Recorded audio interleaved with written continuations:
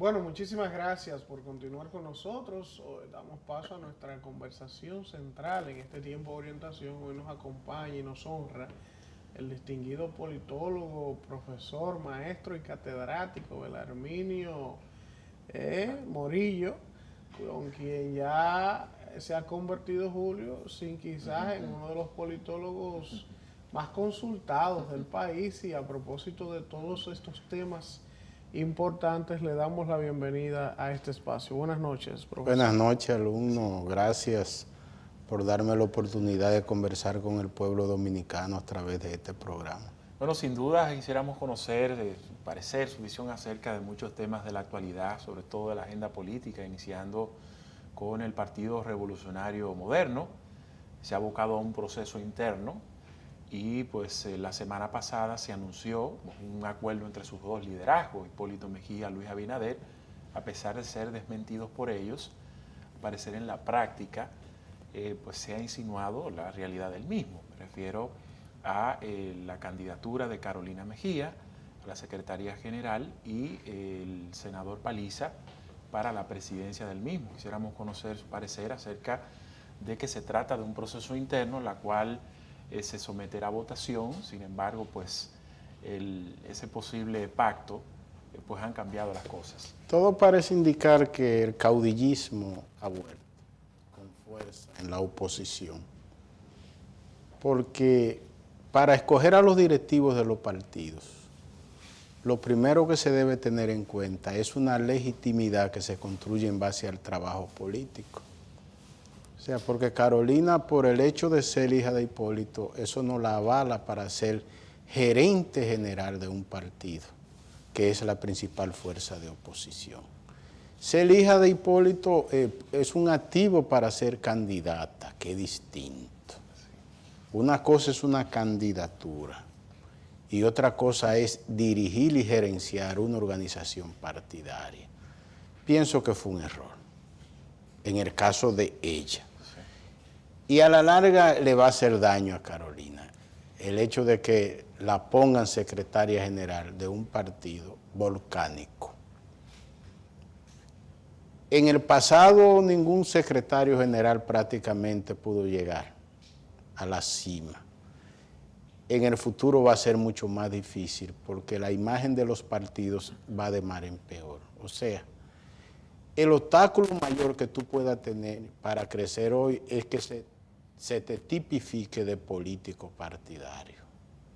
Entonces, si tenían en carpeta estimular a esa muchacha y empujarla para que sea una opción femenina dentro de la oposición, ahora la han sepultado.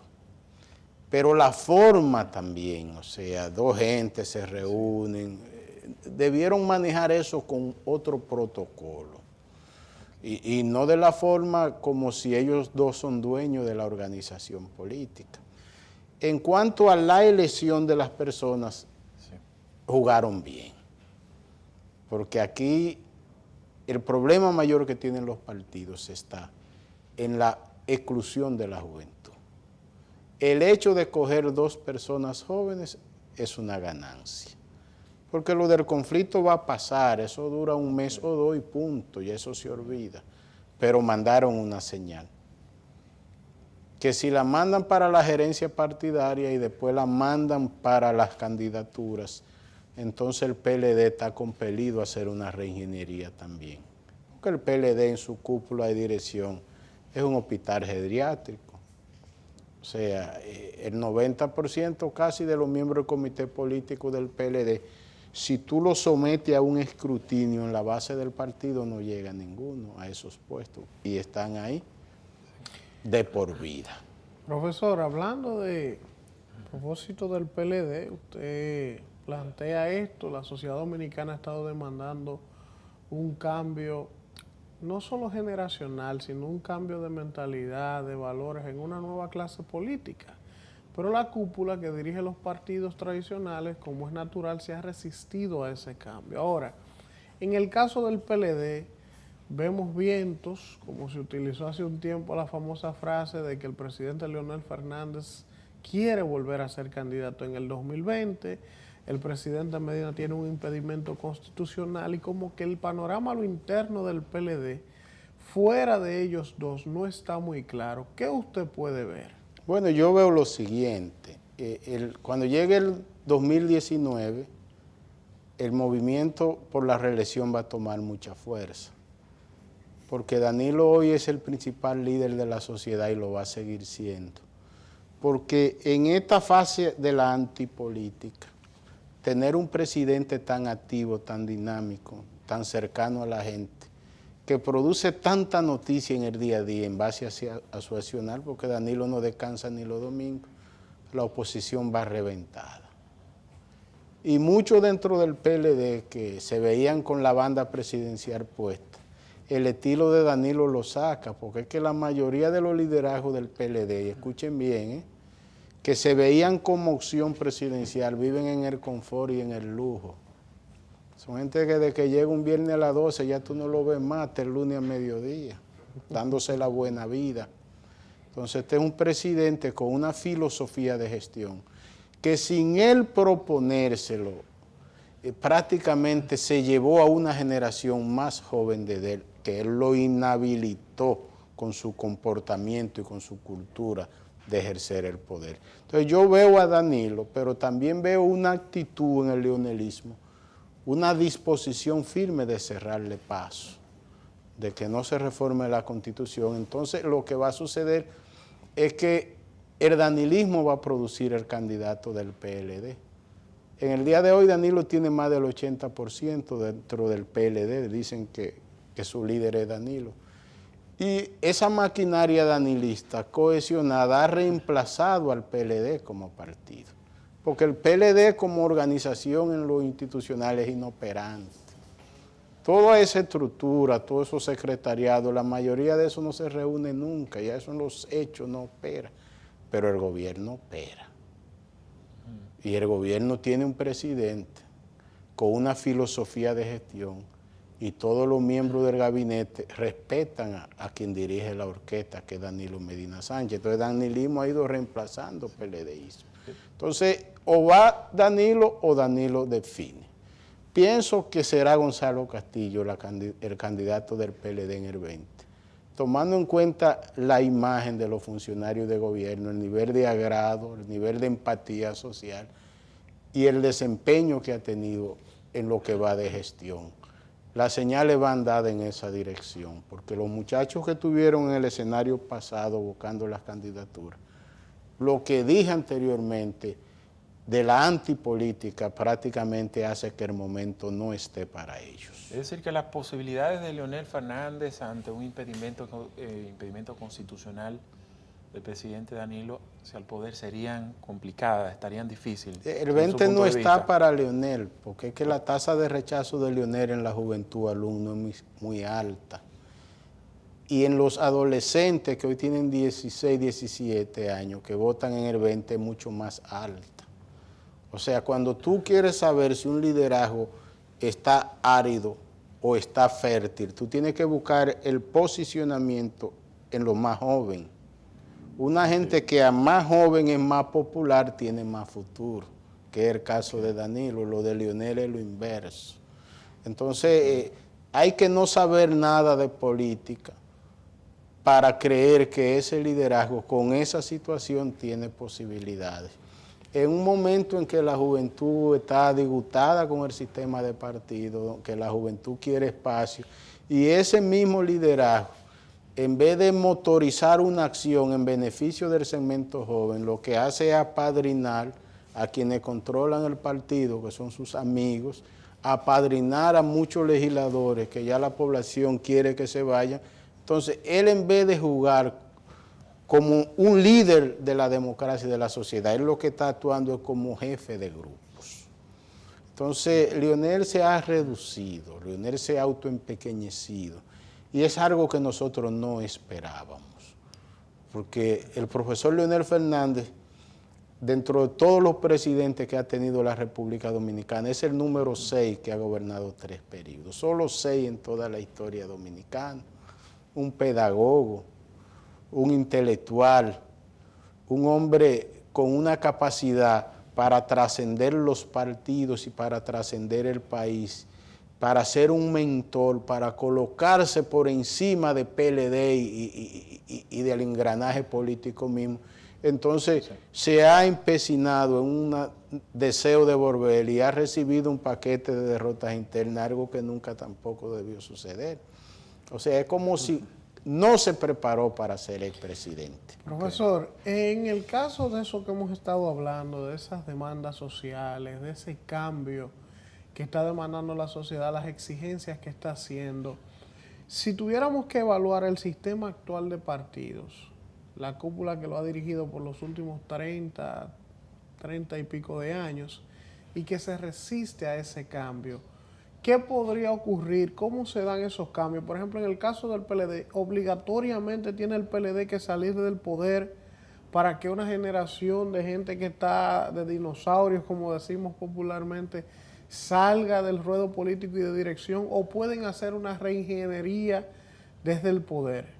Es Leonel que tiene culpa en eso, porque ahora en el Congreso no le voté yo.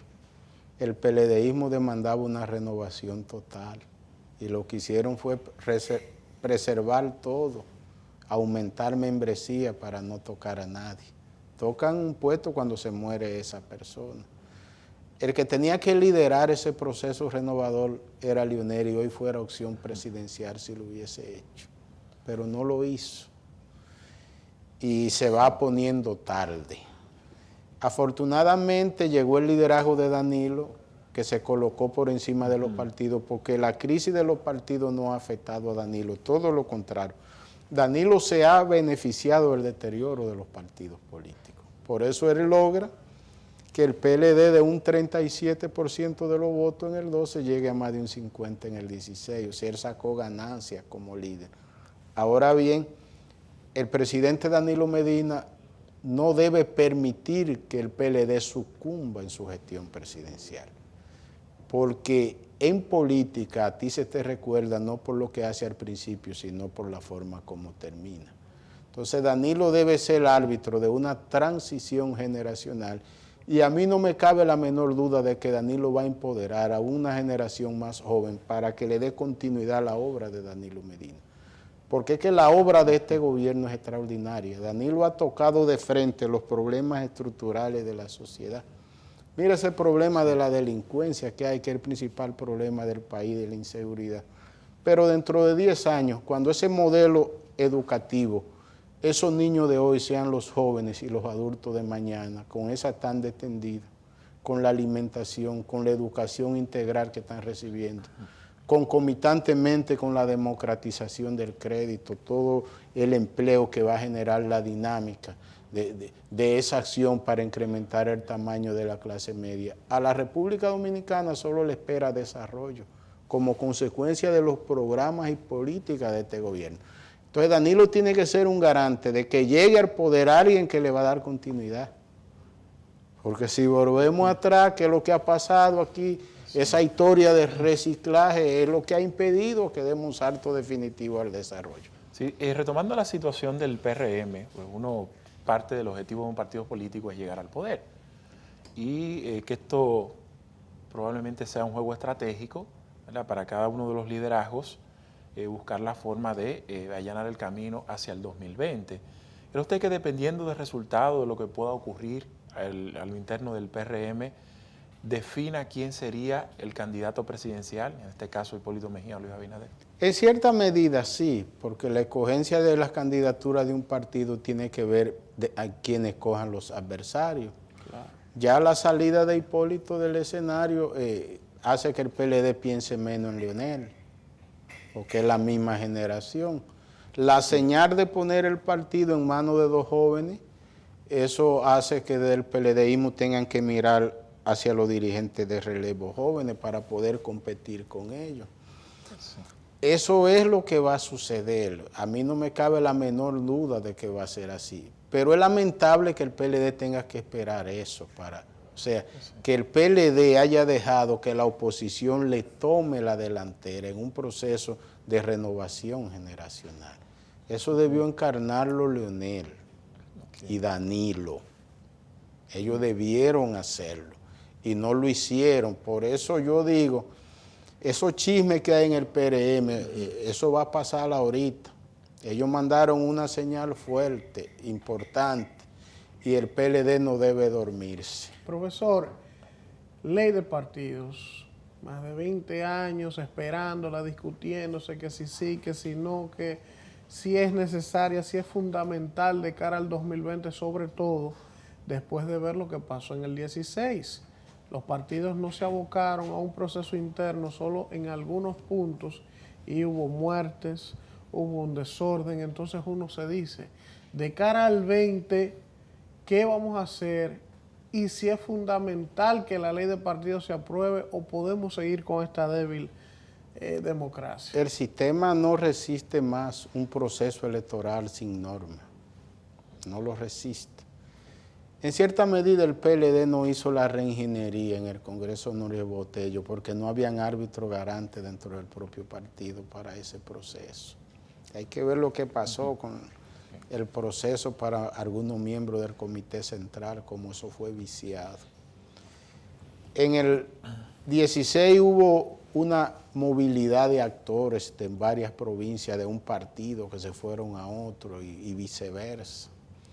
Ningún partido está en capacidad de elaborar un proceso interno donde los perdedores acepten los resultados. Lo único que salvaría a los partidos es poner el proceso en la Junta, con reglas claras, de modo que si ustedes dos compiten y tú pierdes, tú no puedas postularte ni otro partido inscribirte. Pero que tú pierdas satisfecho porque vio que él te ganó en buena ley. No que él te ganó porque se pusieron de acuerdo el día antes y le vendieron las candidaturas a él. Porque es que el proceso de primarias cerrada, como se ha venido implementando, tiene mucho que ver con el deterioro de la confianza de los partidos políticos. Por ejemplo, en mi caso, que vengo haciendo consultoría política del año 1990, en cada proceso electoral yo trato con una cantera de jóvenes muy talentosos que salen al escenario buscando candidaturas en los partidos y después más nunca vuelvo a verlo. Me lo encuentro en un restaurante, me lo encuentro en un banco, me lo encuentro en la calle. Gente con mucho potencial que salieron frustrados. Entonces, a esto no se le debe dar más larga.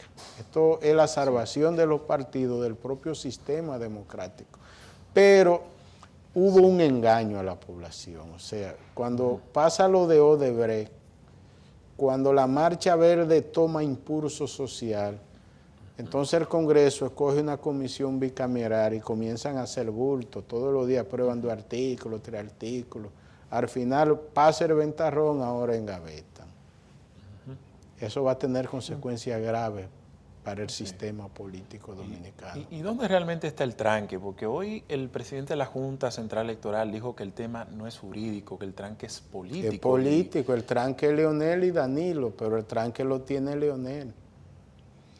Porque ellos, viendo que Danilo prácticamente ha tomado el PLD y la sociedad, tienen una cuota congresual y quieren preservarla para ir reelección por reelección. Porque si vamos a una ley de partido, lo primero en establecer es que no hay reserva de candidatura, que hay que poner todos los puestos en la ciudadanía, del pueblo, del votante, que valide desde las candidaturas a regidores hasta presidente de la República. Entonces esa capacidad de negociar de los líderes, de ellos decir, mira, tú no vas a llegar nunca porque te pusiste de malcriado, me cae mal, y tú vas a ser que va a ser mi heredero, eso termina. Entonces el que está jugando a la democracia, al fortalecimiento institucional del país, Danilo, porque Danilo desde un principio plantea la necesidad de primarias abiertas, para que el PLD y los demás partidos puedan ir con sangre nueva al proceso, boletas renovadas, para que venga una discusión temática con inspiración. Leonel, por el contrario, lo que está es tratando de preservar puestos para personas que él considera son sus amigos. Es un tranque político.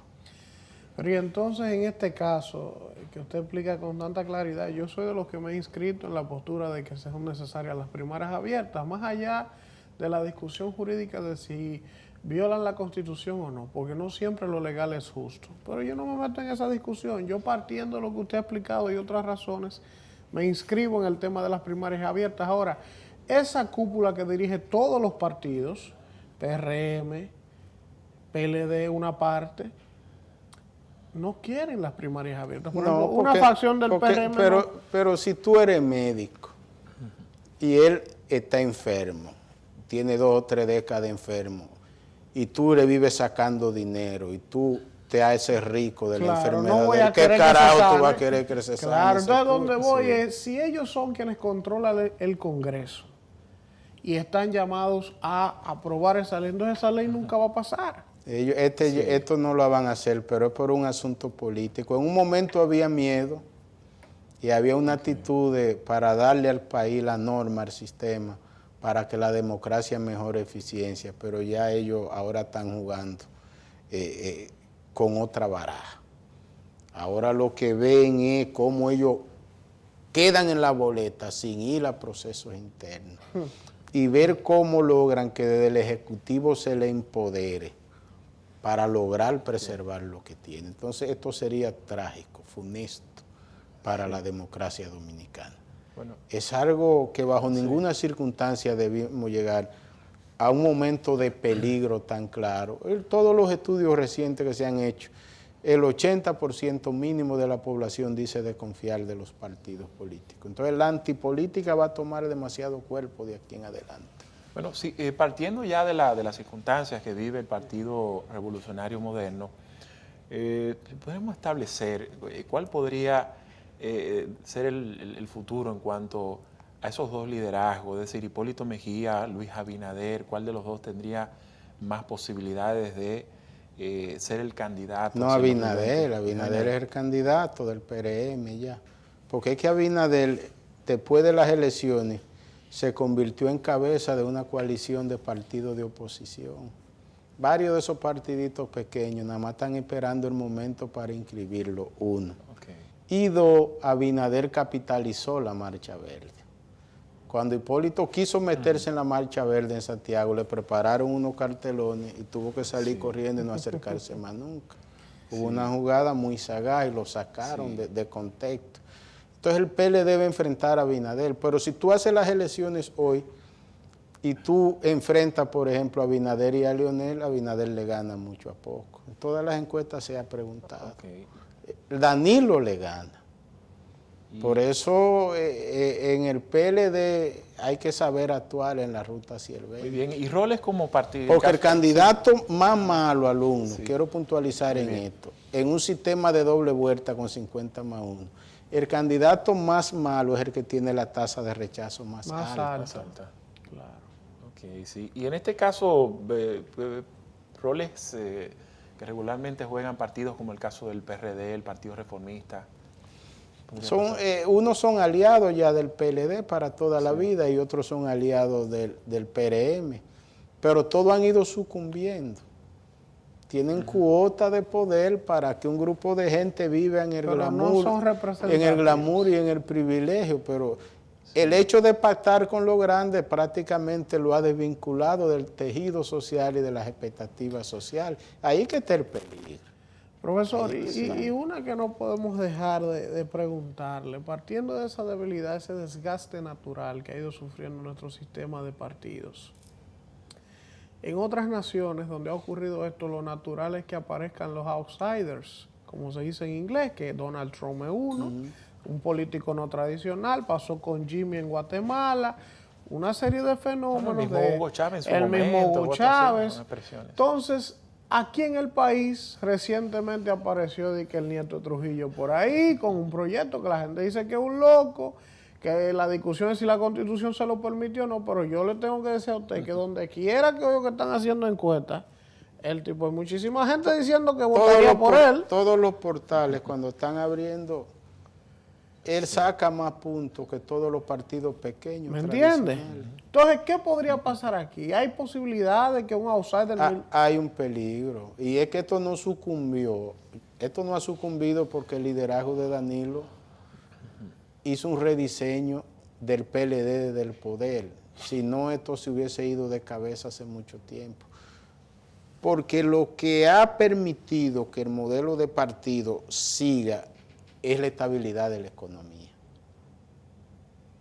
O sea, si aquí hubiese venido un desorden económico después del 12, aquí no se sabe dónde estuviéramos nosotros. Y no se sabe toda la gente que hubiese tenido que salir corriendo ya de este país. Pero la estabilidad económica trajo armonía social. Ahora bien, la era de la comunicación y del conocimiento en que estamos viviendo está construyendo un ciudadano libre de pensamiento. Libre. Entonces eso es lo que tenemos que ver, ese cerebro social en el 20 y el 24, cómo se va a comportar. Porque desde ahora están diciendo que no quieren saber de la mayoría de los políticos, y que no quieren saber de los partidos. Entonces, los partidos tendrán que postular a candidaturas formadas al margen de los partidos, ya las señales están. El alcalde de aquí no se formó en política ni en partido, el del Distrito Nacional. Es un hombre que viene al margen de la política.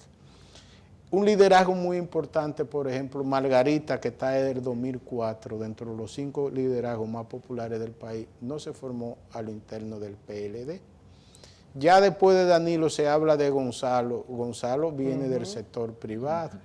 Carolina, la de Hipólito, no se formó en política. Luis Abinader no se formó en partido. O sea, lo que vemos ya después de esta generación son actores formados al margen de los partidos políticos. Entonces eso se va a acelerar y puede pasar cualquier cosa, porque eso del nieto de Trujillo es un indicador muy claro. Y aprovechando los minutos finales de esta conversación con Belarminio Ramírez Morillo, quisiéramos conocer su parecer acerca de esta situación de Venezuela hoy, con la muerte del ex piloto, juntamente con algunos colaboradores acusados de conspiración, ante esta situación económica que atraviesa Venezuela desde hace unos años. La gente sigue preguntándose, tanto interno como hacia afuera, ¿qué va a pasar? ¿Culminará? Ese pueblo alumno quedó en el desamparo. El noble pueblo venezolano quedó en el desamparo. Primero el régimen secuestra la institucionalidad democrática y se burla de la comunidad internacional. Es algo que jamás se pensó que en el siglo XXI, a esta altura de juego, alguien iba a poder sostenerse en el poder con esa forma y esos métodos. Hay que pedirle a Dios por ese pueblo, por ese país. Es lo único que uno puede decir, porque es que Maduro y su gente por la buena no van a entregar el poder ahí. O sea que podemos inferir que partiendo de ese razonamiento, entonces el diálogo que se está llevando aquí es una pérdida de tiempo. El diálogo puede servir para sentar la base de unas elecciones y que se respeten los resultados.